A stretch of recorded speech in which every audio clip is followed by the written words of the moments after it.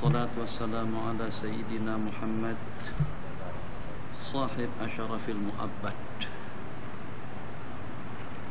والصلاة والسلام على سيدنا محمد صاحب أشرف المؤبد وعلى آله وأصحابه ومن سار على نهجه إلى يوم الوعد أما بعد وصلى الله على سيدنا محمد النبي الأكرم وعلى آله وصحبه وسلم والحمد لله رب العالمين. Muqaddimah singkat daripada kitab Al-Kawkabud Durri Al-Kawkabul Aghar bi ba'di ahadits Abdullah ibni Umar. Mungkin yang ingin kita tekankan daripada salawat yang kita tulis atau salawat yang kita lantunkan, Sahib Asyarafil Mu'abbad, pemilik kemuliaan yang abadi. Ini diantara daripada yang perlu kita ingat.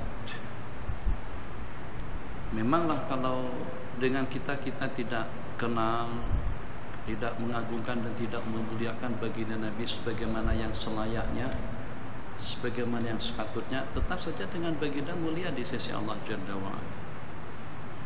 Kalau dengan kita bersalawat dengan tidak menyebut nama kehormatan, sanjungan dan pujian, penghormatan dan penghargaan kepada baginda pun tetap Nabi kita mulia di sisi Allah Jalla wa'ala. Itu pasti dan pasti.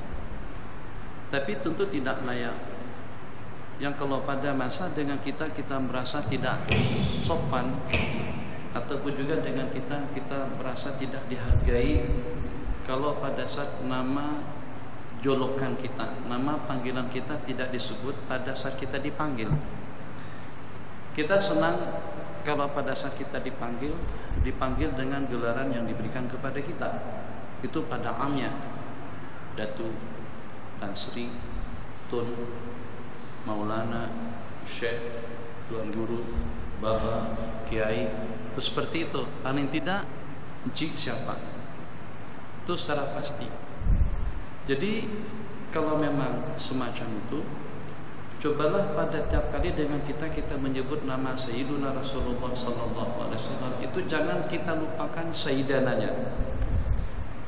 Jadi yang saya perhatikan dalam minggu pertama ini, dari masjid ke masjid ingin dengan lantunan salawat yang agak lawa dan cantik. Maka salawatan yang pertama yang pakai tali tak ada, ini putus-putus.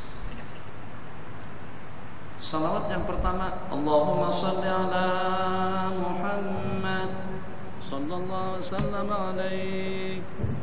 Allahumma salli ala Sayyidina wa Maulana Muhammad sallallahu wasallam alaih. Yang ketiga lengkap, Allahumma salli ala Sayyidina wa Habibina wa Syafi'ina wa Dukhlina wa Maulana Muhammad sallallahu wasallam alaih. Yang jadi pertanyaan, kenapa pada salawat kita yang pertama tadi itu ternyata kita tidak sebut penghulu kita?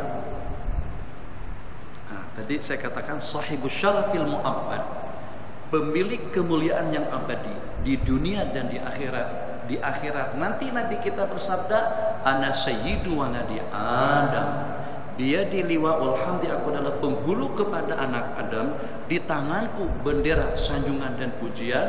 Adam pamandunau tahta liwa'i yaumal qiyamah, Nabiullah Adam dan nabi-nabi yang berikutnya di bawah benderaku nanti pada hari kiamat. Jadi saya tidak tahu dengan di sini, cuma ini untuk menginformasikan keadaan di masjid-masjid yang saya pernah sembahyang, di antaranya masjid yang tadi. Jadi pada waktu saya sembahyang di sana, Bilal dan juga sebelumnya dengan Bilal melantunkan salawat yang pertama tanpa Sayyidana. Jadi yang pertama supaya berbeda juga. Yang pertama Allahumma salli ala Sayyidina Muhammad. Yang pertama Allahumma salli ala Sayyidina wa Habibina Muhammad. Yang kedua misalnya saja, yang kesimpulannya jangan kita lupakan Sayyidana pada waktu kita menyebut nama Nabi Muhammad sallallahu alaihi wasallam. Memang Nabi kita sebagai penghulu umat, bahkan penghulu para nabi-nabi dan rasul. Ahbabana fillah, mudah-mudahan Allah bagi kemudahan dan juga Allah berikan kepada kita tayyuz zaman. Maksud daripada tayyuz zaman, waktu yang sedikit tapi cukup untuk kita melakukan aktiviti-aktiviti ibadah atau juga dengan pengajian-pengajian yang banyak. Kita berencana mudah-mudahan tercapai dalam 4 pertemuan kita di sini, kitab ini dapat kita khatamkan. Ya paling tidak adalah sedikit sebanyak dengan kita masukkan daripada hadis-hadis Rasulullah SAW, yang dengan harapan kita Nabi kita bersabda dalam sebuah hadis, barang siapa mengongsikan, memasyarakatkan ataupun juga mengidolakan 40 buah hadis daripada hadis-hadis baginda, dapat kita tanamkan di dalam kehidupan umat beragama. Terserah yang mana satu. Kalau kita mampu untuk menanamkan, menyumbangkan, mendermakan, memasyarakatkan lebih-lebih lagi 40 daripada hadis-hadis Rasulullah SAW, Nabi kita berjanji untuk memberikan syafaat dan penyaksian kepada kita nanti pada hari kiamat. Jadi ini lebih daripada 40 hadis, hampir dalam 100 buah hadis. Mudah-mudahan kita dapat baca dalam 4 pertemuan ini. Mungkin pada malam ini pertemuan kita agak terhas sedikit dengan waktu, dan insya Allah di malam-malam yang berikutnya kita usaha untuk membaca lebih banyak.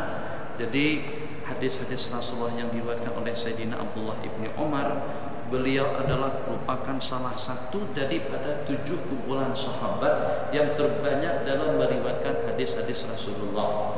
Jadi yang paling banyak dalam meriwayatkan hadis Rasulullah SAW itu adalah Sayyidina Abu Hurairah, yang kedua Sayyidina Abdullah ibni Umar, perawi hadis kita sekarang ini, yang ketiga dengan Sayyidina Anas bin Malik, yang keempat dengan Sayyidina Abu Sa'id Al-Khudri, yang kelima dengan Sayyidina Jabir bin Abdullah, kemudian yang keenam dengan Sayyidina Abdullah ibni Abbas, dan yang ketujuh juga dengan Sayyidatuna Aisyah radhiyallahu taala anha. Tak dan tulis 7 semuanya. Abu Hurairah yang pertama, Sayyidina Anas bin Malik yang Ibnu Umar yang kedua, Sayyidina Anas bin Malik yang ketiga, Sayyidina Abu Sa'id yang keempat, Sayyidina Jabir ibni Abdullah yang kelima, Sayyidina Abdullah ibni Abbas yang keenam, dan Sayyiduna Aisyah, Sayyidatuna Aisyah istri baginda Nabi yang ketujuh. Itu dalam bahasa mustalah disebut dengan al-muksiruna fi riwayatil khabar. Abu Hurairah yalihi ibni Umar wa Anasun wal bahru kal khudriyi wa Jabirun wa zaujatun nabiyyi. Itu ada 7 daripada kumpulannya. Jadi ini bukan semuanya hadis-hadis yang diriwayatkan oleh Sayyidina Abdullah ibni Umar, lebih daripada 1000 buah hadis. Tidak dikatakan banyak kecuali kalau dengan jumlah hadis-hadis yang diriwayatkan lebih daripada 1000. Jumlah riwayat beliau lebih daripada 1000 hadis. Yang pertama. Yang kedua, Sayyidina Abdullah ibni Umar radhiyallahu taala anhuma, beda usia dengan Sayyidina Umar itu hanya dalam 9 tahun sahaja. Antara bapak dengan anak, Abdullah bin Umar, berbeda umur 11 tahun saja. 11 tahun saja perbedaan antara bapak dengan anak. Agak-agak kita dengan anak kita yang pertama beda umur dalam berapa? Kalau kita kawin pada masa usia 23, berarti dah 23 tahun perbedaannya. Beliau beda usia dengan orang tua hanya dalam 11 tahun saja. Sebab kita laki-laki ada yang balik pada masa usia 11 tahun. Itu tidak akan mungkin kecuali kalau pada itu kita kawin pada masa usia 11 tahun. Siapa yang kawin pada waktu itu? Kita masih hingusan lagi. Tak boleh menyara kehidupan sehari-hari. Khair. Yang ketiga, mudah-mudahan barakat daripada Sayyidina Abdullah ibn Umar, termasuk daripada sahabat Nabi kita yang paling dermawan, sahabat Nabi kita yang paling pemurah, dan juga sahabat Nabi kita yang berjaya dan beramal untuk mempraktekkan ayat yang berbunyi lan tanalul birra hatta tunfiqu mimma tuhibbun. Kamu tidak akan mencapai suatu kebaikan kecuali kalau kamu dah mampu untuk menginfakkan sesuatu yang paling Anda sukai. Ini murah selendang nih, hanya setakat dalam 50-60 Rm saja. Tapi kalau ada orang yang meminta, belum tentu saya bersedia untuk memberikan. Ta'alluq hati masih ada ke sini. Sayyidina Abdullah ibnu Umar, kalau bahasa kita sekarang, zaman dahulu beli kuda itu yang paling mewah. Kuda pada waktu itu sama dengan Mercedes S-Class, harganya 800.000 Rm. Yang 500 atau yang 600. Kalau 350 harganya dalam 600-an. Kalau tak percaya boleh tanyakan. Kalau kita baru saja beli kereta mewah, tadi saya naik dengan Haji Zul pakai Audi, kadang-kadang pakai Porsche. Itu kalau seandainya ada orang meminta sangat-sangat dengan penuh harapan dan permintaan, rasanya saya boleh agak-agak, kalau mana Haji? Ini Haji boleh bagi tadi, tak boleh. Tak boleh. Jangankan dengan Audi, Alza pun kita tak boleh bagikan kepada sesiapa pun. Kalau sampai menangis-nangis berintih-rintih di hadapan kita pun kita tak nak bagi. Kita boleh bagi kancil buruk. Nampaklah. Itu pun kalau kita punya kereta lebih, kita boleh bagi motor yang second hand sejak sebelum penjajahan. Tapi kalau kereta lawas cantik, ni abang dengan Canon, boleh tak? Tak boleh. Kita dengan handset, boleh tak? Tak boleh. Dengan selendang yang harganya setakat 50 Rm saja. Kecuali kalau saya terpaksa betul, sebab dia meminta, ya Allah berkali-kali, saya tabarukan dah, saya tabarukan. Ya Allah, ni macam mana ni? Nak mengelak, susah. Tak diberikan berarti tidak beramal dengan hadis. Tapi kalau beramal dengan hadis, beramal dengan sunnah, nanti ganti selendang yang mana pula?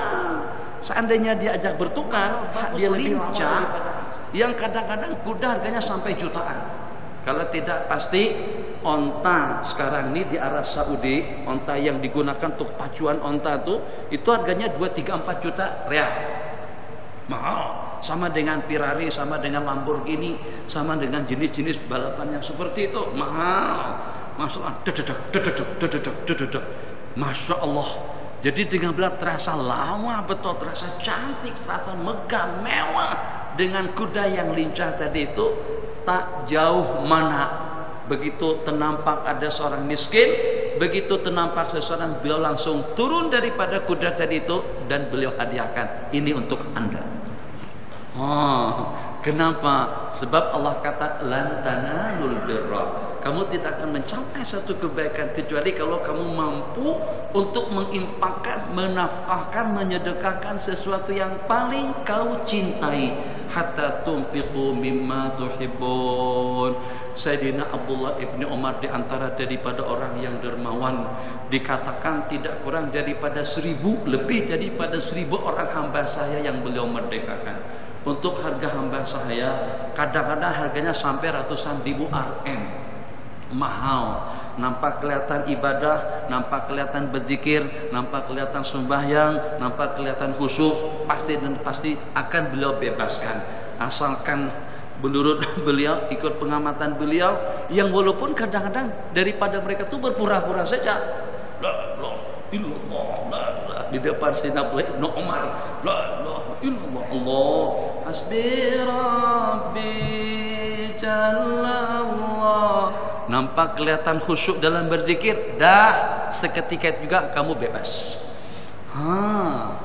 Mahal tak mahal, lawa tak lawa tak kisah. Itu tabiat daripada Sayyidina Abdullah ibn Umar pada masa berlakunya fitnah dan juga pada peristiwa berdarah dengan pembunuhan Sayyidina Husain. Beliau tidak terbabit, beliau mempunyai firasat.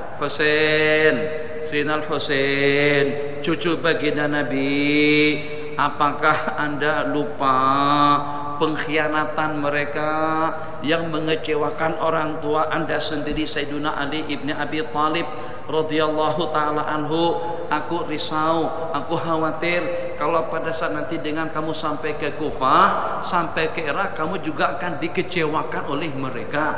Takut kalau mereka keroyok, takut kalau mereka bunuh. Jadi kata Sayyidina Al-Husain ibni Ali radhiyallahu taala anhu, apa yang merisaukan? Ini ada 17.000 sokongan surat dikirim. Ini masuk dalam Facebookku semuanya. 17.000 sokongan yang membaiat beliau untuk menjadi khalifah. Apa yang merisaukan dan juga apa yang menakutkan. Jadi ucapan kata terakhir daripada Sayyidina Abdullah ibnu Umar, selamat jalan min akhin. Ucapan selamat berpisah kepada saudara yang sudah keciuman bau mati di hidungku. Jadi beliau sudah menebak dan juga sudah menduga mereka nanti akan berkhianat dengan Sayyidina Husain. Dan memang seperti yang beliau katakan, itu Syiah. Untuk diingat, itu Syiahnya Sayyidina Ali. Jadi yang mengatakan cinta kepada Ahlul Bait, justru mereka yang khianat dengan Ahlul Bait, yang membiarkan Sayyidina Husain dan juga dengan keluarga beliau diserang oleh pasukan Yazid. Jadi yang walaupun diceritakan perlawanan yang sengit antara beliau dengan pasukan Yazid, akan tetapi Syiah yang memberikan sokongan dan yang meminta beliau datang ke Kufah tadi itu, tidak ada seorang pun daripada mereka yang membela. Jadi kita berharap dengan lantunan hadis-hadis yang kita riwayatkan bersama pada malam hari ini dan juga pada malam-malam yang berikutnya, satu, kita nawaitukan dengan niat untuk mempelajari sebagian daripada hadis-hadis Rasul. Yang kedua, untuk kita mengundang menurunkan curahan rahmat dan maghfirah dengan penyaksian para malaikat-malaikat Allah di taman surga, Raudhatun min Riyadil Jannah. Dikatakan kalau pada saat dengan kita menjadi ahli daripada satu kegiatan ibadah, maka nanti dengan seseorang itu akan dimasukkan daripada pintu gerbang ibadah yang terbanyak yang kita lakukan. Ahli sedekah masuk surga daripada bab sedekah. Ahli sembahyang akan masuk surga daripada pintu sembahyang. Ahli puasa akan masuk surga daripada pintu ar-rayyan. Insyaallah ahli majalis zikir, ahli majlis ilmu akan Allah masukkan juga daripada pintu gerbang yang sama. Itu yang kita targetkan daripada pengajian tengah malam. Orang tak ada buat pengajian jam macam ni, orang nak tidur. Jadi dengan kita sedikit kita melawan mata sampai kepada pukul 12.30, 12.30, paling lambat pun 12.45, mungkin sampai pukul 1. Tengok kadang kan. Bismillahirrahmanirrahim. Yang pertama, rukun Islam, bunyal Islamu ala khamsin. Islam itu dibina daripada 5 rukun. Penyaksian tiada Tuhan kecuali Allah dan Nabi Muhammad itu adalah pesuruh Allah, mendirikan sembahyang, menunaikan zakat, puasa Ramadan, dan melaksanakan ibadah haji. Riwayat Ibn Istata'a ilaihi sabila. Daripada 5 rukun yang disebutkan tadi itu, untuk 3 yang pertama itu boleh kita pastikan insya Allah dari jumlah bilangan yang tidak kurang daripada 2/3 penduduk dunia. Tapi akan terlibat kepada yang keempat dan yang kelima, mungkin tidak kurang daripada dalam 2/3 penduduk dunia tidak mampu melaksanakannya. Untuk 3 yang pertama, insya Allah lebih daripada dalam 800 jutaan. 2 kalimat syahadatnya pasti, sembahyangnya insya Allah, dengan puasanya memang itu juga dapat kita pastikan seperti itu. Tapi apakah semuanya mengeluarkan zakat? Dia bagi orang yang mampu. Puasa kalau tidak mampu pun itu kena dengan faktor usia. Tapi boleh dipastikan cukup lumayan ramai, mungkin bertanding atau berimbang dengan sembahyang. Mungkin juga jumlah bilangan orang yang berpuasa itu lebih ramai daripada jumlah bilangan orang yang sembahyang. Boleh kita buat statistik, lebih ramai orang-orang yang melaksanakan puasa Ramadan cukup dengan hitungan 30 hari berbanding dengan sembahyang 5 waktu. Kenapa? Karena beberapa faktor. Faktor yang pertama, dengan sembahyang, kalau tak sembahyang pun hari ini besok masih sembahyang lagi, minggu depan masih sembahyang juga. Jadi peluang tuh, kesempatan tuh sangat banyak. Tapi kalau dengan puasa, kalau tak puasa Ramadan, kita puasa hari-hari berikutnya jadi qadaan. Dan untuk sampai ke Ramadan berarti kita menunggu selama tidak kurang daripada 11 bulan yang akan datang. Sembahyang tidak semacam itu. Satu. Kemudian yang kedua, Masya Allah tabarakallah, kalaulah pada waktu kita puasa tidak wajibkan kepada orang yang udzur, tidak wajibkan berpuasa kepada orang yang tidak mampu. Tapi dari sudut jumlah bilangan lebih banyak orang-orang yang mampu daripada orang-orang yang udzur. Kalau dengan sembahyang, dalam berapa ramai banyak sungguh yang mampu sehat afiat, tidak ada gangguan, tapi ternyata tidak sembahyang. Dikatakan masyarakat Islam dunia sekarang ini ada yang sembahyangnya tiap waktu, ada yang sembahyangnya 5 kali sehari, ada yang sembahyangnya setakat sekali seminggu, hari Jumat saja nampak kelihatan batang hidung. Ada juga yang sembahyangnya hanya 2 kali dalam setahun, hari raya haji dengan hari raya puasa. Ada juga golongan yang terakhir disembahyangkan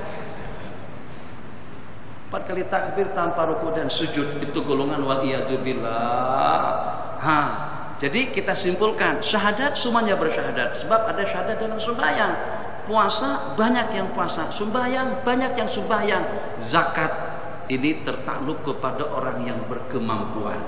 Jadi ala kulli hal, kalau memang dengan kita ingin paling tidak dalam 80%, 4 daripada 5 itu terlaksana, mau tidak mau dengan kita berusaha, kerja, targetkan, niatkan dalam hati untuk melengkapkan rukun Islam yang 5. Kalau tidak pun dengan yang terakhir, paling tidak dengan kita termasuk orang yang mengeluarkan zakat selain daripada zakat fitrah. Kalau dengan zakat fitrah itu diwajibkan kepada sesiapa saja, kaya tidak kaya, besar kecil, tua muda, laki perempuan, memang wajib untuk mengeluarkan zakat fitrah. Yang kita maksud zakat yang merupakan salah satu daripada rukun Islam yang 5, itu diwajibkan kepada seseorang yang memiliki duit.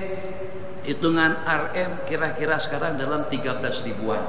Hitungan 85 gram emas kali 1 gramnya berapa.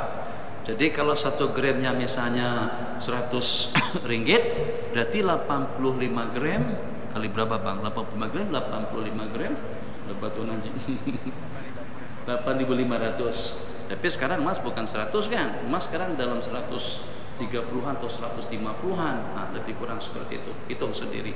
Haji boleh dipastikan dari sejumlah tidak kurang daripada 1 billion atau 1000 juta penduduk Islam atau umat Islam yang hidup di permukaan bumi ini, mungkin tidak kurang daripada dalam 70% tidak melaksanakannya, disebabkan karena faktor kesehatan, kemampuan, jarak waktu, jarak ukuran yang jauh, mungkin juga disebabkan karena tidak mendapatkan taufik dan hidayah daripada Allah. Sudah melaksanakan haji ke Chicago, sudah, Jepun, sudah, ke Afrika Selatan, sudah, haji kemana? Ke timur sampai kepada ke kutub utara, kutub selatan, tapi belum pernah melaksanakan haji ke tanah suci Mekah. Kita pun heran, bahkan ada. Jadi kalau anda baca di antara daripada rentetan Syekhul Azhar, tuh Syekh Muhammad Abdul tidak pernah melaksanakan haji.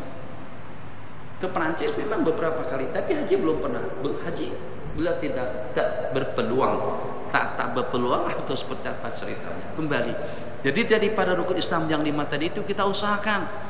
Ini ungkapan daripada ulama, qil insya Allah akan mati dengan husnul khatimah, mati dengan penghujung yang elok kalau dengan 5 rukun Islam tadi itu lengkap dan cukup. Buat tabungan dari sekarang, terserah dengan tabung haji atau dengan di mana saja. Yang walaupun kita buka account, buka rekening, duitnya hanya setakat dalam 100 ringgit kan boleh. Buka tabungan 100 ringgit pun juga boleh. Niatnya untuk haji, duit untuk haji saja. Tambah 100, tambah 50, tambah 30, tambah berapa saja. Niat kalau mati sebelum melaksanakan haji pun, nama kita sudah riwayat daripada Sayyidina Abdullah ibnu Umar anna Rasulullah sallallahu alaihi wasallam marra ala rajulin wa huwa ya'idhu akhahu fil hayat.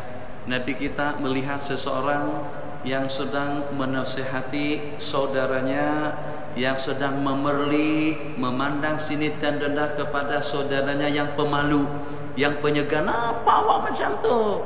Nanti jangan pemalu, nanti enggak dapat pasangan, nanti tidak dapat ini, nanti kena hilangkan rasa malu, hilangkan rasa segan. Gentleman kamu kalau pandai menari, disco, dangdut, buat malu pada muka. Kalau laki-laki tak pandai merokok kan macam tu bahasa mereka. bahasa gaul kalau di sana tuh bahasa anak muda. Kalau pemuda yang usia belasan tahun tak pernah main atau tidak ada kenalan dengan yang lain jenis, atau kalau bahasa sana kalau tidak punya pacar atau tidak punya teman perempuan, sebaliknya laki-laki, oh itu dikatakan takhaluf, itu dikatakan jumud, itu dikatakan ketinggalan zaman.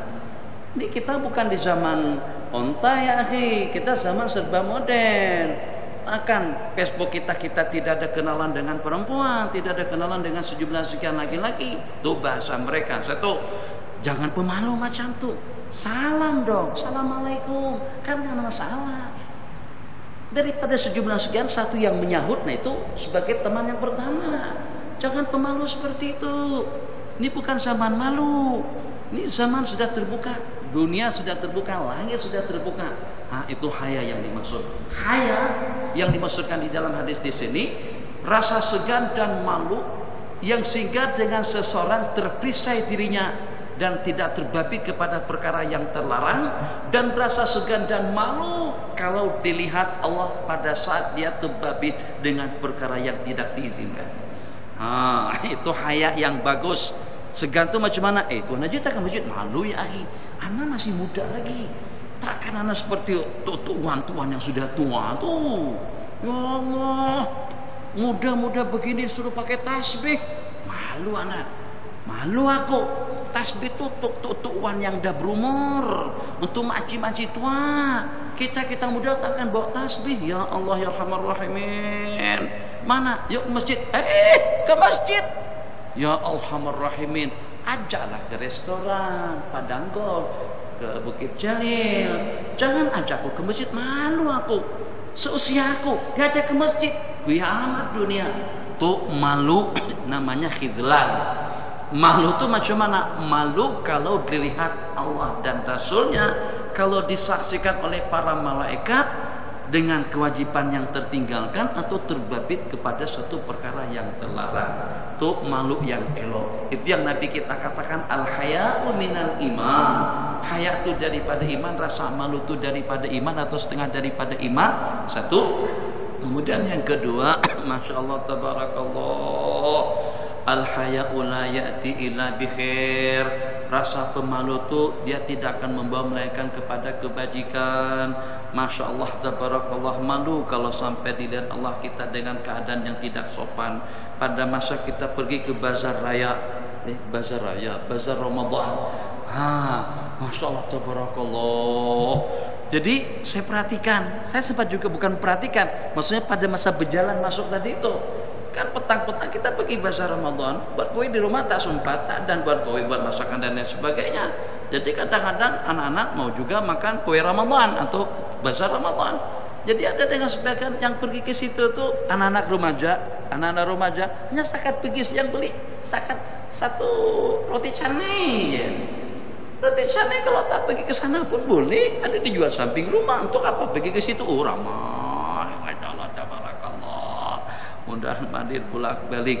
Jadi Masya Allah tabarakallah, kalau ada rasa haya atau segan dan malu, insya Allah diri kita akan terpisah daripada segala kesalahan, akan terelak diri kita daripada segala kejanggalan hidup.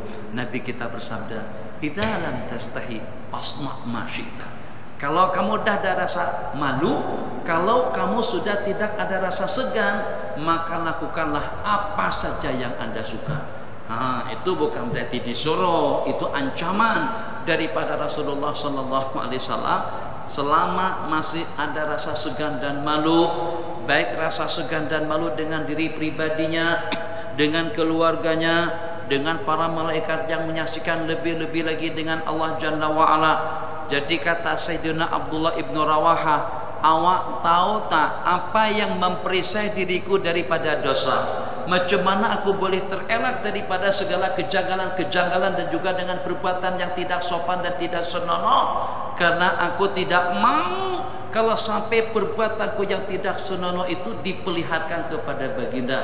Jadi di antara daripada mukjizat dan di antara daripada anugerah Allah, amalan umat itu tiap saat, tiap detik, tiap waktu dipamerkan, diperlihatkan kepada baginda Rasulullah sallallahu alaihi wasallam. Kalau seandainya elok dan bagus Nabi kita dengan ucapan hamdalah, kalau tidak Nabi kita memohonkan keampunan untuk umat. Sampai setelah Nabi kita wafat pun tetap Nabi kita mendoakan umat. Maka aku tak nak kalau sampai laporan kepada baginda daripada amalan yang tidak menyenangkan Nabi. Itu saja. Ingat, kalau kita pada saat atau pada waktu di tempat yang tertutup, mungkin kita terbabi dengan benda yang kurang sopan, masuk ke dalam Facebook baginda dengan gambar-gambarnya. Ya Allah, tak malukah kita pada muka nanti pada waktu kita di hari akhirat, nanti kita kata awak kenapa sampai tidak menghargai aku, sampai tidak memuliakan aku, yang nampak kelihatan benda-benda yang tidak elok. Wa iyadzubillah. Kita laju sedikit. Qala Nabi kita bersabda, biarkan saja dia. Pemalu itu bagus, tapi bukan pemalu tidak ke masjid, bukan pemalu tidak berzikir. Anak malu kalau seandainya anak tidak merokok. Anak-anak pada merokok semuanya. Danhel, Jisansu, gudang garam, gudang gula, gudang apalah, terserah dengan nama-namanya. Kan kadang-kadang anak-anak remaja bukan biasa merokok, tapi karena geng-geng dia merokok, pada saat diberikan rokok, perempuan. Memangnya kalau tidak merokok itu perempuan enggak? Kadang-kadang tadi perempuan, ente pondan. Terserahlah, entah nak sebut apa aku, pondan kah, perempuan kah, itu tak masalah. Yang penting aku tidak merokok. Kenapa? Sebab ikut pendapat sebagian daripada ulama, merokok bukan hanya sekedar membakar duit, tapi juga membakar jantung dan kesehatan. Cukup Bismillahirrahmanirrahim. Rumusan yang saya buat di situ, mim maksudnya Imam Muslim, ham maksudnya Imam Ahmad, ta At-Tirmidzi, di Ad-Darimi, di dapat di situ ada rumusannya, khas Ibnu Khuzaimah. Bismillahirrahmanirrahim. Hadis yang ketiga, qala Rasulullah sallallahu alaihi wasallam, man qala li akhihi ya kafir, barang siapa berkata kepada saudaranya kafir, ama kafir kamu, kalau memang dia tidak layak untuk dikatakan seperti itu, kekufuran itu akan kembali kepada dirinya. Hati-hati, kafir ente jangan macam-macam. Pasti tak dia kafir, pasti tak dia layak untuk diperkatakan yang semacam itu. Barang siapa berkata yang kafir kepada saudaranya, faqad ba'a bihi ahaduhuma, maka dia akan kembali, akan lekat kata-kata kufur tadi itu kepada salah satunya. Kalau memang dia betul dan layak untuk dikatakan seperti itu, akan lekat kepadanya. Tapi kalau tidak, akan kembali kepada orang yang mengucapkan. Jadi kalau nak juga kita katakan yang melantunkan Al-Quran dengan musik, Bismillahirrahmanirrahim, misalnya dengan keyboard, dengan drum, dengan gitar, kan ada tuh. Dulu yang pertama kali itu Tuan Haji Roma yang mendapatkan gelar sebagai Raja Dangdut. Tapi itu lagu itu sudah tidak dinyanyikan lagi. Ulama pun juga komplain pada saat itu, sebab dia nyanyikan Qul huwallahu ahad dengan dangdut. Qul huwallahu ahad, brung dengan gitarnya, gitar elektrik. Lepas itu joget saja lagi. Tak ada bahasa lain kan selain daripada Al-Quran. Saya juga pernah komen, terserahlah nak komen macam mana. Mungkin nanti dikata lagi fatwa berbeda atau bercanggah dengan fatwa daripada kebangsaan. Tak ada yang lain kan, sehingga sampai tahu nama sahabat kita itu, sehingga sampai tasbih, tahmid, zikir la ilaha illallah dinyanyikan dengan biola, gitar, drum. Cari kata-kata kita insya Allah tidak kekurangan bahasa. Kalau kurang pun dengan bahasa Melayu kita guna bahasa orang asli, menyanyilah dengan bahasa orang asli. Tapi jangan dinyanyikan ayat-ayat Allah. Jangan kita nyanyikan zikir, tasbih, tahmid, takbir dengan lantunan atau juga dengan irama musik. Irama musik itu adalah untuk hiburan. Zikir bukan untuk hiburan. Zikir untuk ketenangan hati, untuk ketentraman jiwa, untuk ibadah, untuk pahala, untuk kita mengundang rahmat, untuk kita mendapatkan manfaat. Memang orang-orang elit senang dihibur, yang seketika ada nyanyian-nyanyian seperti itu. Kalau kita masuk dengan orkestranya yang bilah yang jadi yang nontonnya masuk ke situ, kita tak ada. Mana ada tiketnya dalam 10 ringgit. Itu TV Hijrah Enta yang menyiarkan yang itu. Tak apalah. Jadi ada informasi baru, katanya bercanggah. Anda dapat informasi daripada Perak, bercanggah dengan fatwa kebangsaan. Nah, kisah. Yang penting tidak bercanggah dengan fatwa Allah dan Rasulnya. Nabi kita haramkan music. Nabi kita bersabda, akan tiba saatnya nanti dengan umatku yastahiluna al-hira, al-harira wal-hira, hira artinya zina. Akan tiba saatnya dengan umatku mereka menghalalkan kain sutra dan zina, wal ma'azib, dan juga dengan alat-alat hiburan. Makanya itu ulama kita dahulu lebih wara, lebih zuhud, lebih berwaspada, dan lebih berhati-hati dalam mengeluarkan fatwa. Kebanyakan daripada mereka mengharamkan alat-alat musik, sebab alat-alat musik atau alat-alat hiburan itu senantiasa selalu didampingi, satu dengan minuman, dan yang kedua dengan perempuan, kemudian yang ketiganya itu dikatakan syiar. Bismillahirrahmanirrahim. Jadi dikatakan sesiapa yang menyanyikan Al-Quran dengan irama musik kafir. Tapi kafir karoma irama, itu kita kena tawakkul. Sebab kita kena tidak tahu latar belakangnya. Mungkin disebabkan karena tidak tahu, mungkin disebabkan karena tidak disengaja. Jadi kita katakan sesiapa saja, ini kaidah, yang mencerca, yang mencaci maki dan yang memperli sunnah-sunnah Rasulullah SAW. Untuk apa pakai sorban? Nanti oksigen tidak masuk ke kepala. Itu kan penghinaan dong. Napa pula pakai kayu arak? Memangnya tak ada bros gigi, tak ada obat gigi kah? Sampai kayu arak dibawa ke sana kemari? Tak boleh cakap macam tu. Kita katakan yang menghinakan sunnah itu berarti menjejakkan, meletakkan, menghancurkan iman di dada. Tapi kalau ada orang berkata semacam itu, berkata seperti itu, kita tidak boleh katakan dia kafir. Kita tanya, kita pastikan mungkin kena terbawa arus, mungkin kena tidak tahu. Jadi kata salah satu daripada mantan kita, pada masa itu sahabat berjanggut karena tak ada gelet. Begitu dikatakan, inna lillahi wa inna ilaihi rajiun. Kalau kita tak nak janggut tak kisah. Sebab banyak ulama mengatakan hukumnya sunnah. Dia bukan suatu kewajiban yang kalau tak ada janggut berarti kita terbabit kepada satu benda haram. Tapi jangan diperli, memperli, memandang sinis dan menghinakan sunnah-sunnah baginda Nabi atau menghinakan Sayyidina Rasulullah SAW. Sepakat ulama mengatakan itu adalah kufur. Bahasa kita menjadi murtad. Kalau ada orang mengatakan baginda Nabi tidak bijak, baginda Nabi tidak adil, baginda Nabi bertindak secara tidak relevan, Nabi kita tidak mengenal keadaan umat sebab Nabi kita bersabda, adabani rabbi fa ahsana ta'dibi, aku telah dididik oleh Allah dengan didikan yang bagus. Nabi kita menerima wahyu langsung daripada Allah yang maha mengetahui dengan segala-galanya. Guru kita, maulana kita, syekh kita, baba kita, salim apapun, hanya setakat tahu dengan apa yang kita pelajari. Tapi kita boleh mengamati, boleh membaca sesuatu yang tidak pernah didengar, nyimpang. Kumpulan tarikat berjalan. Jadi pada masa itu kumpulan tadi itu lewat di depan Aba Ishaq Asy-Syirazi, salah satu daripada ulama fikih, Imamul Haramain, guru kepada Imam Ghazali.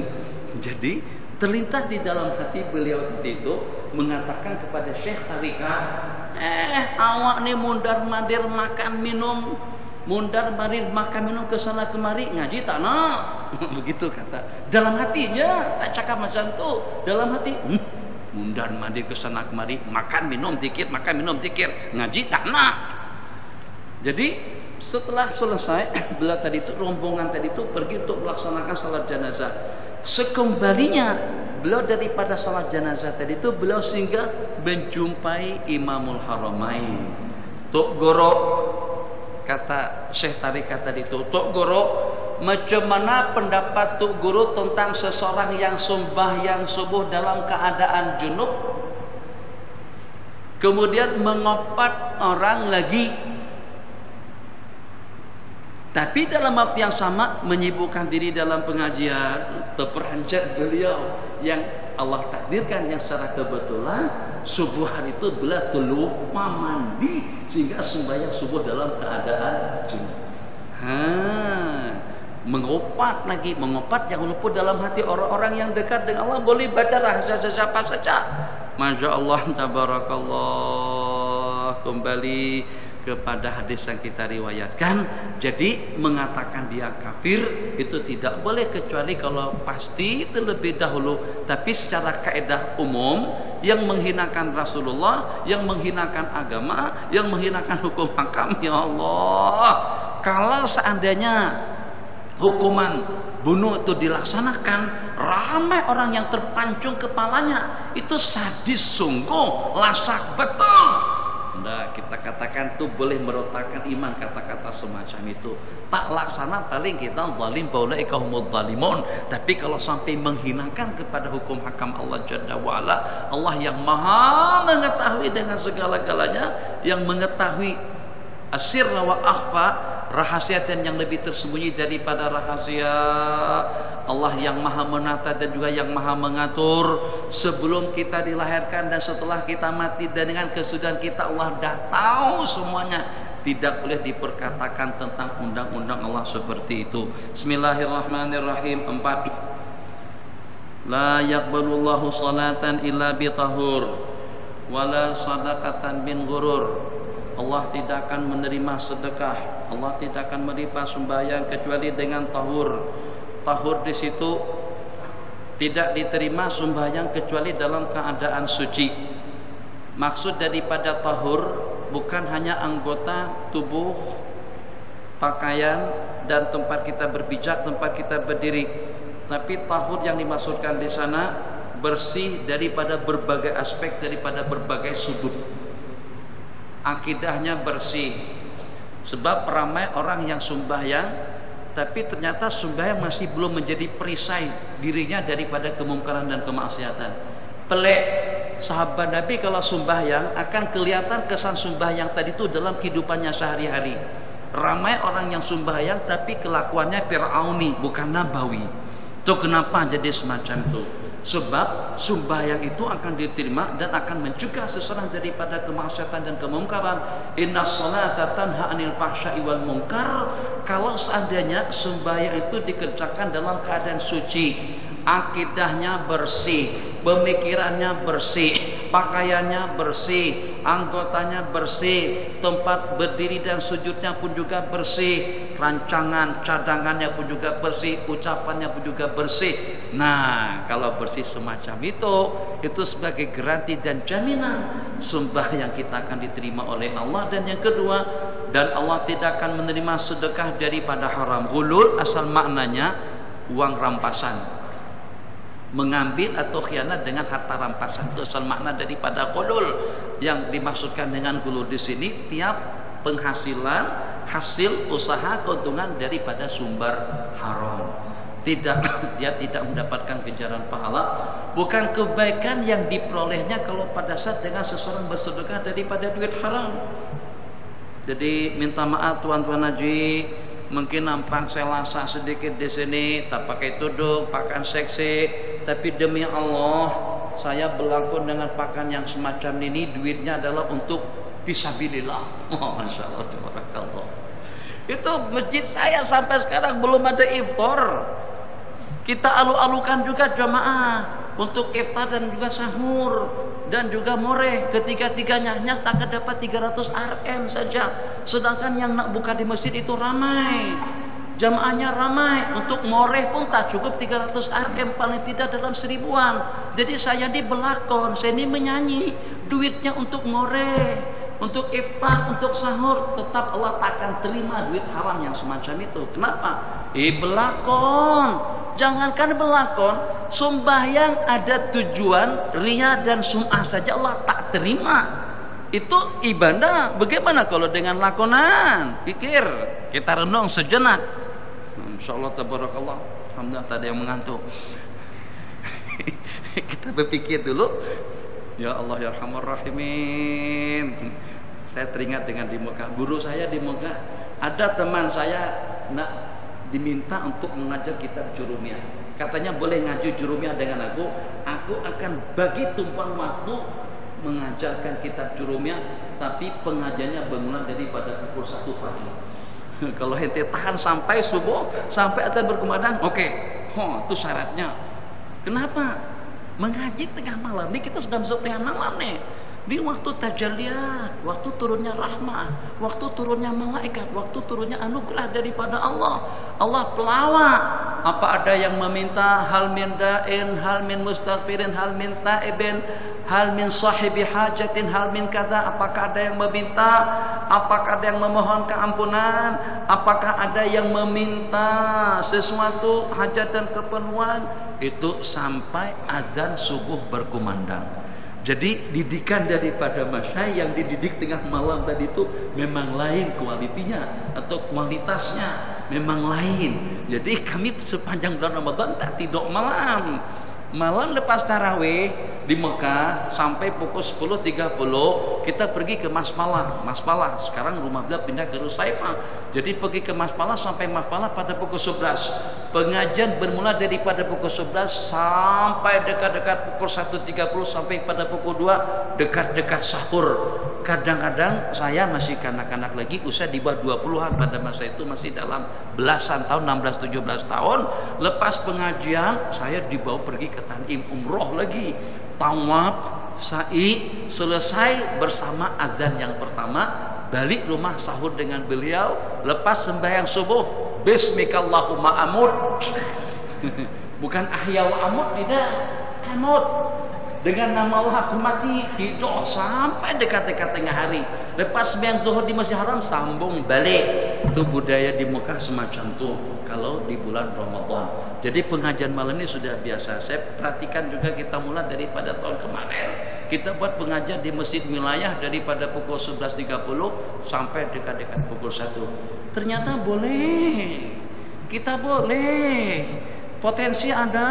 Jadi kita manfaatkan. Jadi sebagaimana dikatakan, mana buktinya kita boleh? Agak-agak kita rasa seperti tak boleh tahajud, tak boleh bangun. Buktinya sahur kita bangun. Berarti kita boleh bangun. Itu hanya kita terkalahkan dengan nafsu saja. Potensi untuk bangun itu ada sebenarnya. Mana buktinya? Waktu sahur bangun kita.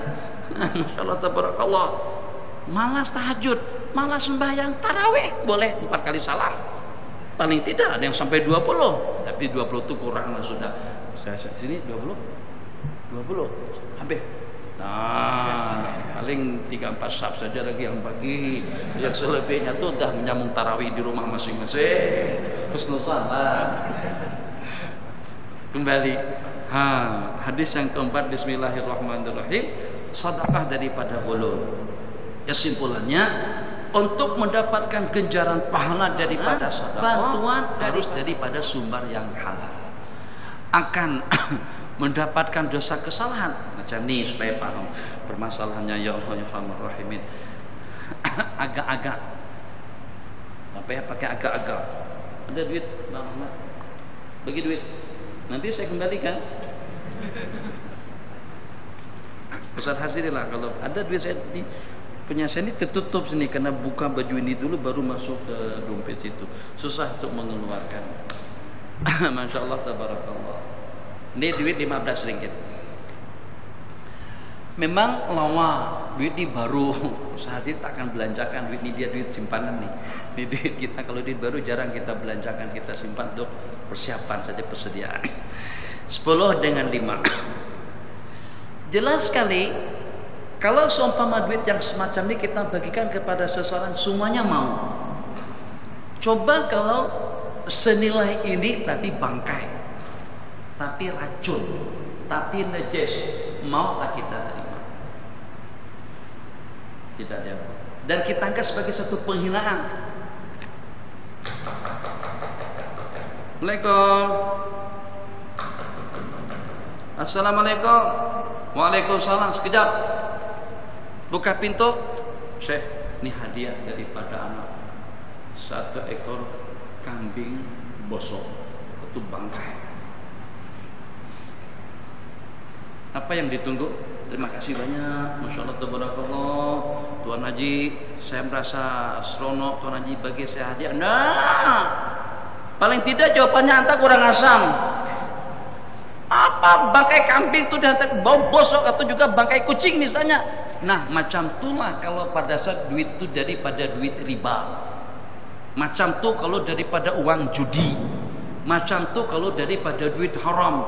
Kalau temakan bangkai kucing, kambing, lembu, kerbau, paling pengaruhnya kepada kesehatan. Dia akan menghancurkan kesehatan seseorang. Tapi kalau pada saat kita makankan duit haram, itu akan menghancurkan sel-sel ibadah, akidah, iman daripada diri seseorang, yang nanti akan dibersihkan. Bukan dibersihkan lagi dengan air. Di akhirat pembersihnya itu dengan air neraka, wal iyadu billah. Tapi kita hanya ternampak di duit kertas, daripada uang ATM 10 dengan 5. Pada hakikatnya yang disedekahkan mereka daripada duit haram tadi itu seperti menyedekahkan racun, seperti menyedekahkan najis dan bangkai. Jadi sebagaimana kita tidak akan memakannya, pun juga haram kita memberikannya kepada seseorang. Bismillahirrahmanirrahim. Qala Rasulullah sallallahu alaihi wasallam, la yaqbalullahu salatan illa bi tahur wala sadaqatan bin ghulul. Hadis yang berikutnya tentang menunaikan pakaian, mengenakan, menaikkan pakaian jika sudah hampir tersentuh dengan tanah.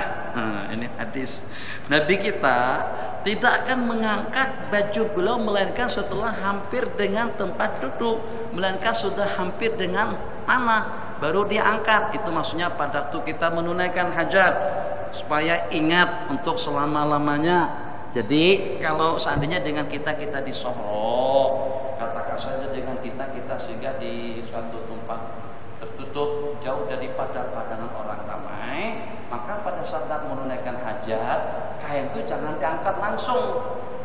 Ada dengan sebagian, jadi pada saat talinya panjang. Ada dengan sebagian belum lagi masuk tandas, kainnya diangkat ya. Perasaan enggak? Yang masuk dalam hadis. Masih beratur panjang lagi. Nampak. Ini pada hadis ini di Arafah nih. Ini bukan cerita di USG, bukan cerita di Syahada. Di Arafah. Di Arafah kita menunggu giliran. 10 lagi di hadapan kita. Tanda saja setakat ada 10. Yang menunggu ada 1.500 orang. Akhirnya kita kata itu di tempat bapak-bapak ya Allah, cium lah. Masalah bunyi, bau. Kalau kita berlari ke tempat lain, masalah lagi. Apa masalahnya? Masalahnya kita ke belakang pula. Jadi mau tidak mau, yang walaupun kita punya pangkat, kami datu nih, ini syekh, ini mau mana? Ini Tan Sri tak kesah. Kalau Allah masuk, karena tunggu dulu lah. Kalau tidak nanti giliran kita akan lepas. Tunggu sampai. Ya Allah, kadang-kadang orang di dalam itu mungkin kena ceret-beret, kena menceret. Masuk tuh. Dalam hati buat apa di dalam tuh? Buat apa lama macam tuh? Apalah, sabar. Nah, jadi maksud daripada hadis, Nabi kita tidak akan mengangkat baju beliau melainkan setelah dekat dengan tempat duduk. Jadi tujuannya untuk apa? Untuk menghilangkan supaya jangan sampai aurat kelihatan sebelum kita duduk. Jadi setelah dekat baru Nabi kita angkat dan menunaikan hajat pada satu ini. Kalau pada waktu kita di luar rumah, pada saat kita buang air, mungkin pinggir jalan atau tidak digalakkan kecuali dalam keadaan emergensi, dalam keadaan darurat satu. Jadi kaidah mengatakan Nabi kita tidak akan mengangkat baju beliau melainkan pada saat sudah hampir dekat dengan tanah. baru diangkat. Jadi jangan dibuka, masukkan das dulu baru lepaskan semuanya. Takkan dengan kita buang air sedangkan celana selua kita masih dipakai. Yang dimasukkan ini agar jangan sampai kelihatan sama sesiapapun. Satu, yang peliknya sekarang, kalau tadi karena hajat baru Nabi kita naikkan, itu pun Nabi kita angkat setelah hampir sampai ke tempat duduk. Perempuan sekarang tanpa hajat baju sudah mereka angkat. Ayo, tanya. Tapi saya boleh pastikan yang sampai sini, sampai ke lutut, ada yang atas daripada lutut. Kalau pramugari tak payah cerita, tak ada hajat, bukan karena dia menunaikan hajat, tapi dia tegas nak melayan penumpang sampai sini nih. Jangan dilihat, memanglah jangan dilihat, tapi terlihat juga. Maka dengan kita pajangkan mata satu. Kalau dengan EAS-nya kompon sampai di sini. Kalau dengan layar Air sampai ke bawah, tapi belahnya di sini. Melangkah seperti itu kelihatan sampai ke sini. Melangkah sampai ke sini ini kata orang Indonesia penasaran. Masuk penasaran tuh buat kita jadi tak puas hati, kata Syekh. Gimana kira-kira setelahnya? Kalau sebenarnya dia terbuka, ada parut atau ada apa, tidak masalah. Tapi kena tertutup separuh membuat orang jadi penasaran. Bahasa di sana itu bahasa penasaran tak digunakan di sini. Mas macam itu juga, Mas pramugarinya sama dengan layar Air. Bagus, cantik, tapi seksi, ketat, menutup sampai ke bawah, tapi belah di hadapan. Maka macam itu, kita buka sampai ke tengah. Ya Allah, ya Rahim. Jadi kita ini bukan malaikat. Kita bukan malaikat. Ini kita sudah mustahadah. Bacakan doa. Tapi gimana? Cik namakan apa? Cik namakan apa? Mesti kita tengok dia. Kata dia, ada mihon, ada bihon, ada nasi goreng. Nasi goreng lah.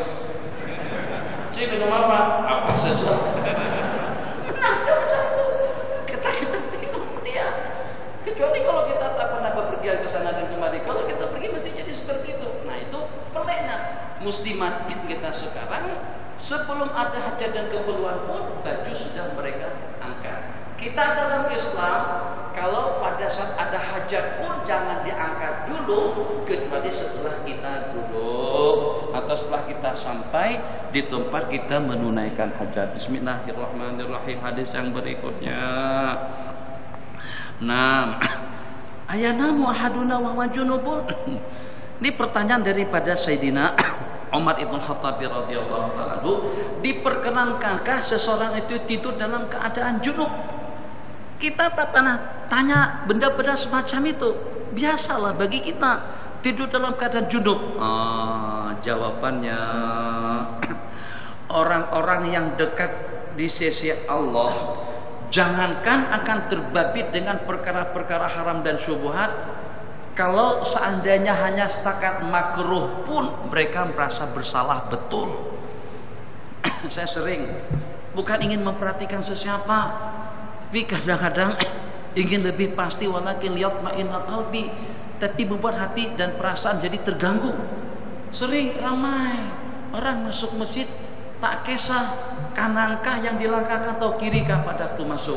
Nih kawan-kawan daripada tapis, hati-hati.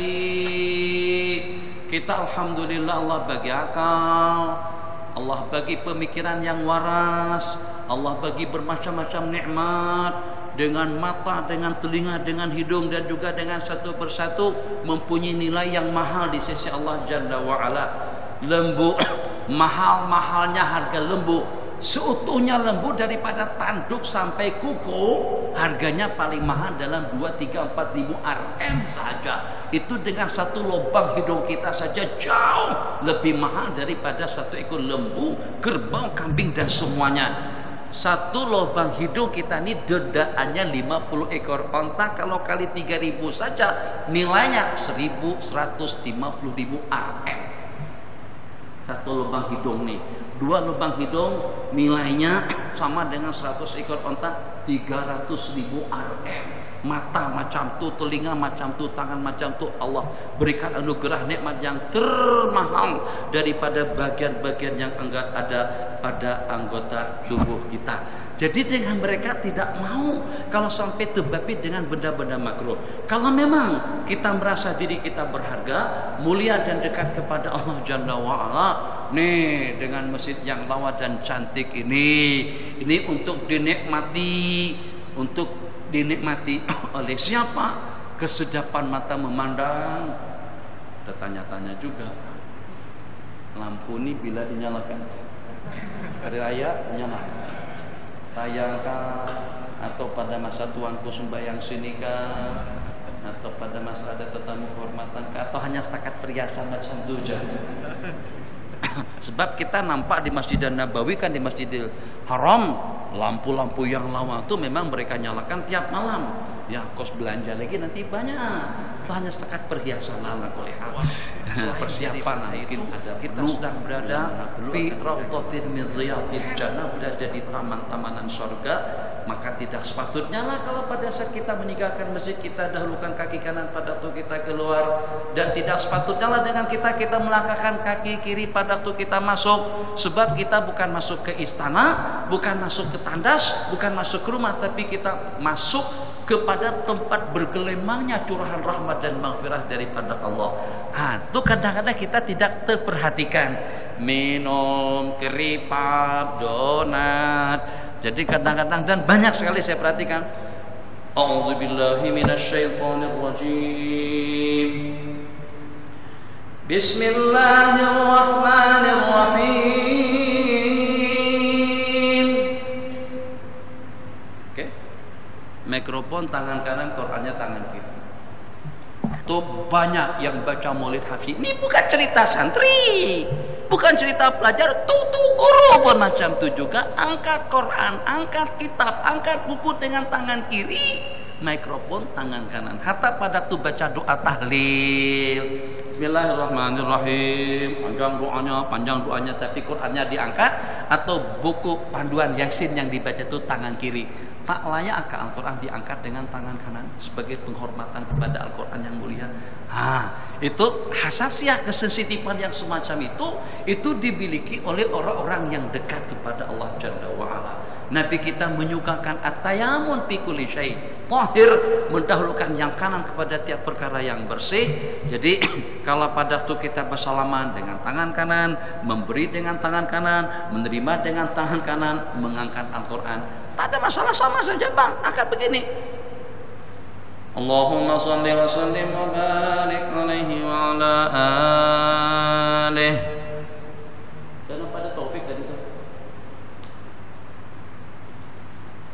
Rifkan ya haji. Apa?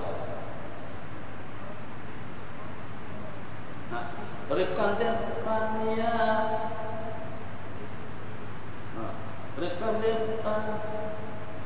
lupa. Wa salatullah, tu janggal situ lagunya. Wa salatullahil bari ala nabil mukhtari, wa salatullahil bari ala nabil mukhtari, dan seterusnya. Itu lagu agak janggal dan ada yang tersalah ayatnya. Begitu juga dengan lantunan doa hadis idan sarafa, in sarafa bukan idan sarafa. Itu yang dibaca sama Arifin kalau tidak, nanti dibetulkan sebelum diperbanyak. Nanti anak cek balik. Kita duduk berdua. Jadi ini cerita pakai sedah nih. Habib Syekh. Bisa. Ya hadisin waidan wansud amamar lakbi bil lakbi li uraibun akhadu ma'ahum qalbi man li idha akhadu li qalbi man li idha akhadu li qalbi ya ilahi ya mujibun wa bi بطيبة لي حبيب يا إلهي يا مجيب. Dengarin. يا إلهي يا مجيب وبطيبة لي حبيب أرجو يشفع لنا من ذنبي. Ada beda suara saya tak? Pada saat kitab saya pegang dengan tangan kanan dan dengan kitab saya pegang dengan tangan kiri. Kalau seandainya pada saat dengan tangan kiri ya hadisir waidan wanshud amamar rakbi, tapi kalau tangan kanan ya hadisir waidan, hilang lagunya. Kalau pegang dengan tangan kiri suara lawa dan cantik, tapi kalau pegang dengan tangan kanan suara kita jadi serak. Kalau macam tuh oke lah, ada alasan untuk pegang kitab dengan tangan kiri. Bismillahirrahmanirrahim. Nampak seperti air kelapa aja.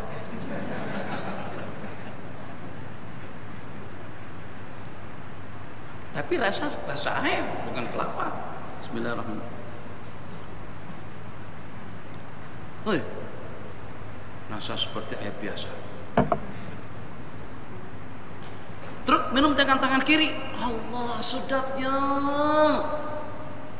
Seperti rasa air madu atau seperti rasa tongkat ali. Oh, oke lah kalau macam itu. Angkat cawan dengan tangan kiri. Kalau rasanya lebih sedap daripada mengangkat cawan dengan tangan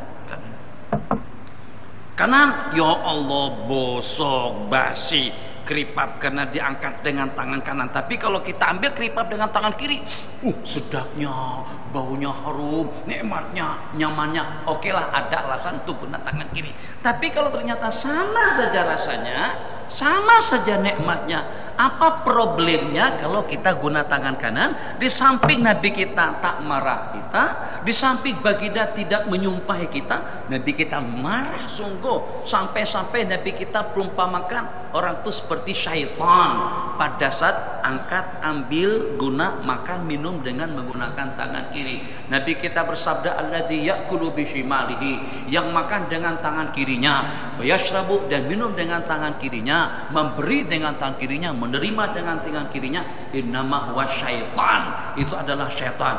Jadi Nabi kita sangat-sangat tidak berkenan dengan seseorang yang menggunakan tangan kiri. Kita pada saat tergunakan tangan kiri, kita tidak ada rasa sensitif, oke-oke saja, biasa-biasa saja. Orang yang dekat kepada Allah merasa melakukan suatu kesalahan besar. Kenapa? Sebab aku berarti sudah menguburkan salah satu daripada sunnah Nabi, menguburkan salah satu daripada hukum hakam Allah. Seperti pada saat kita selepas sembahyang 5 waktu, Assalamualaikum warahmatullahi, Assalamualaikum warahmatullahi.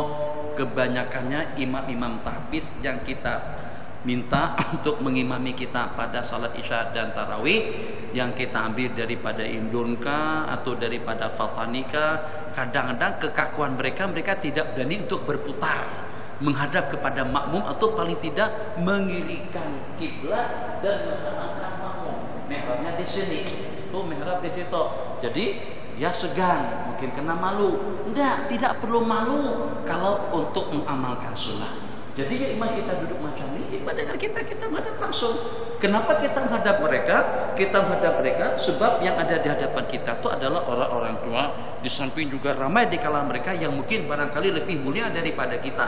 Kalau tadi kita belakangi mereka karena kita sebagai imam, posisi imam itu adalah di depan. Tapi kalau selepas sembahyang kita duduk semacam ini. Dan ini penjelasan daripada Imam Ibnu Hajar di dalam kitab Fathul Bari tentang baginda Nabi selepas salam, aqbala alaina biwajhih, Nabi kita menghadap kepada kami. Macam tu silahkan, atau seperti yang saya gambarkan tadi itu. Tapi kenapa dia tidak buat? Mungkin kena segan, mungkin kena malu, mungkin juga kena tidak tahu.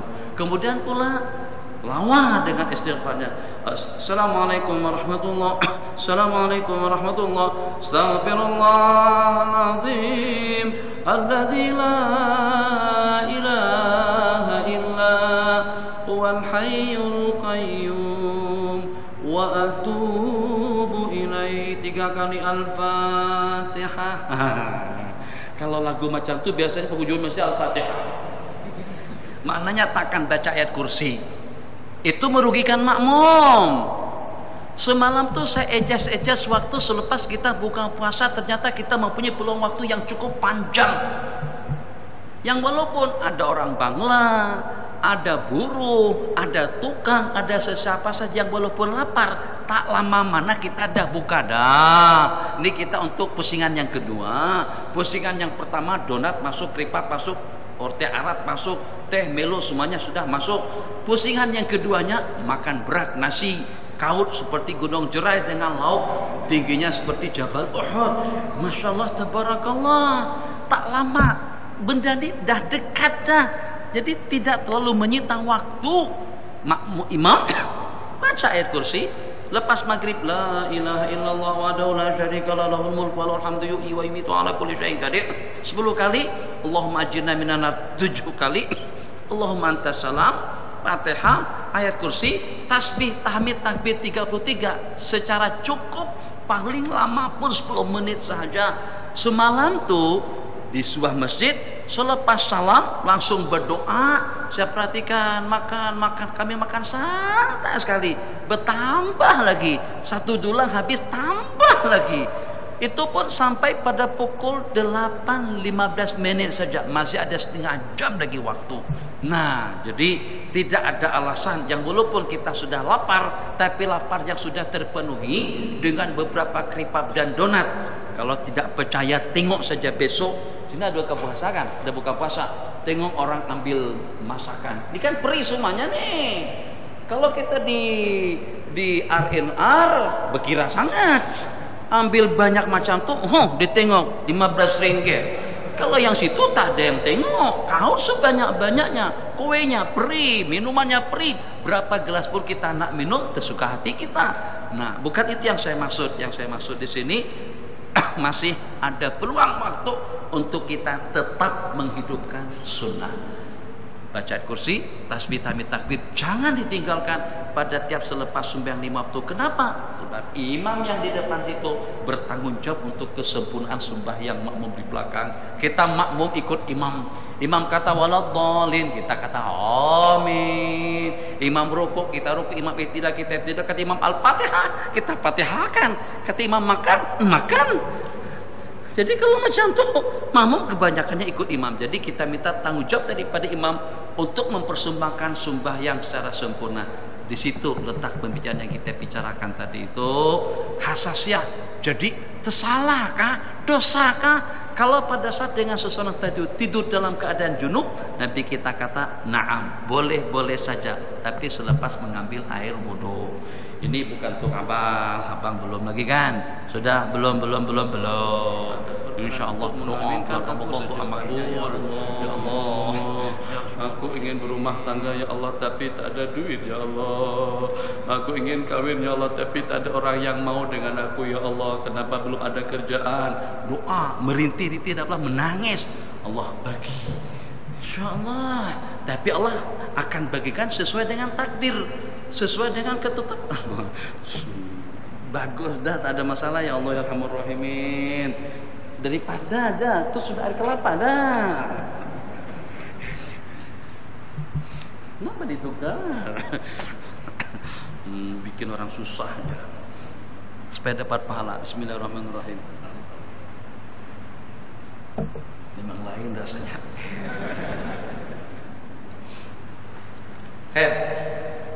Kembali. Kaidah mengatakan 5 menit lagi. Ma la yudraku kullu, la yudraku jullu. Kalau kita tak boleh mengerjakan semuanya, jangan kita tinggalkan semuanya. Boleh sedikit, kerjakan apa maunya, apa mampunya. Kerjakan semampu kita. Jadi misalnya seperti dengan amalan tadi itu, selama masih ada yang boleh kita amalkan, kita amalkan. Jadi kalau nak mandi bang, susah bang, mandi bang, sejuk. Ini awal-awal lagi buka puasa 3 kali berbuka. Buka pertama ringan, buka kedua berat, buka ketiga lebih berat lagi. Masya-Allah. Antum tak paham lah, tak apalah, sabarlah. Jadi karena dah letih, dah lengah, dah biasanya jarang-jarang kita mandi pada masa itu. Ini kan ini fakta nyata nih. Tak payah diselidiki atau tidak perlu ditanyakan satu persatu. Semuanya sudah boleh menjawab. Lengah, letih, jenuh. Jadi sunatnya mandi, sunatnya tidur saja lagi. Itu yang saya sebut pada masa rekaman TV Hijrah. Kalau selepas buang air kecil, buang air besar, itu dengan kitanya disuruh beristinja kemudian berwudu. Ada orang yang membeli, macam mana dalam Islam? Kalau pada saat keluar najis, jelas kencing itu najis. Najis itu adalah najis, kotor, bosok, bau. Tapi yang sakar disuruh berwudu saja. Sementara pada saat keluar air mani, pancut air mani atau apalah istilahnya, ternyata disuruh mandi. Padahal air mani itu tak kotor mana. Bahkan menurut mazhab kita air mani itu bersih. Jadi kenapa pada saat keluar yang bersih kita disuruh mandi? Itu pertanyaan orang yang belum kawin lagi itu. Itu pertanyaan orang yang belum kawin. Kalau pada waktu buang air besar, ternyata disuruh berwudu saja. Buang air kecil, wudu saja. Padahal lebih bosok. Pada saat terpancut air bersih, kalau di sana disebut dengan air suci, ternyata diwajibkan mandi. Beda bang. Kalau selepas kita buang air kecil, selepas kita buang air besar, Allah lega, nyaman, sehat, bugar, ghufranaka, ghufranaka. Tadi itu pada masa nak kencing, Allah menahan kencing sejak daripada pagi sampai maghrib, atau juga pada waktu kita menahan angin, apalagi kalau pada masa ceret-beret. Imam ini lama sungguh baca ayat. Bacalah qul huwallahu ahad. Kenapa baca surah Baqarah dalam hati? Hati menyumpah-nyumpah, mengutuk-utuk pada Pak Imam sembahyang.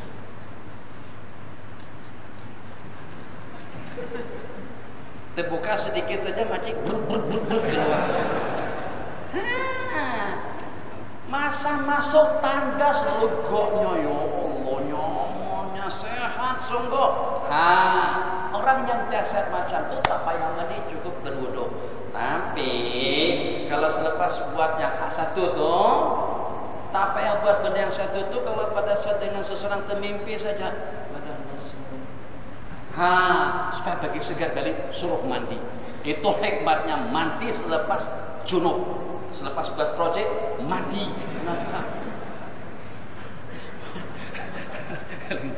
Abang nantilah. Tuh, jadi Allah Maha mengetahui. Ini ciptaan Allah, produk Allah. Allah tahu lesu selepas air mani keluar, tapi segar bugar selepas kita buang air kecil dan besar.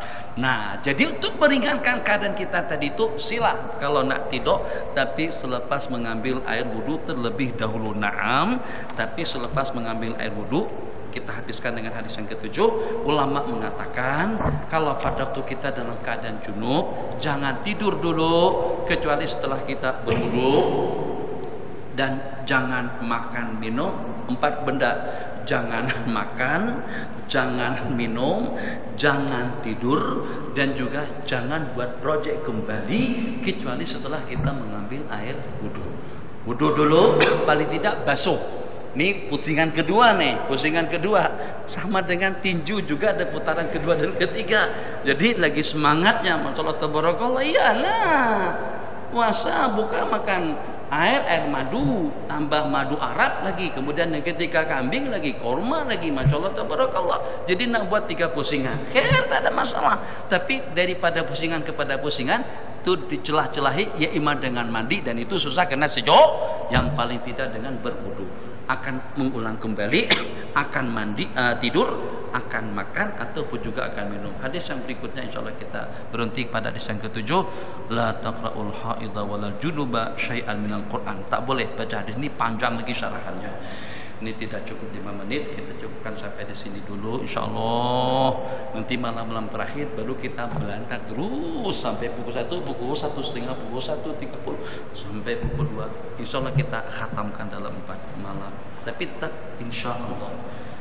Kadang-kadang kita terlambat datang kemari, jadi minta ditunggulah, minta maaf kalau terlambat. Tapi tetap waktu kita jadwalkan akan bermula daripada pukul 11 11 sesuku ikut keadaan program kita insyaallah. Wassallallahu. Kan tak lama kan? Stop dah. Lama. Balik rumah pun tak tidur juga nonton. Sama aja. Bismillahirrahmanirrahim. Subhanakallahumma wa bihamdika asyhadu an la ilaha illa anta astaghfiruka wa atubu ilaik. Rabbana atina fid dunya hasanah wa fil akhirati hasanah wa qina adzabannar. Amin. Walhamdulillahirabbil alamin. Balik sahur tak bersama.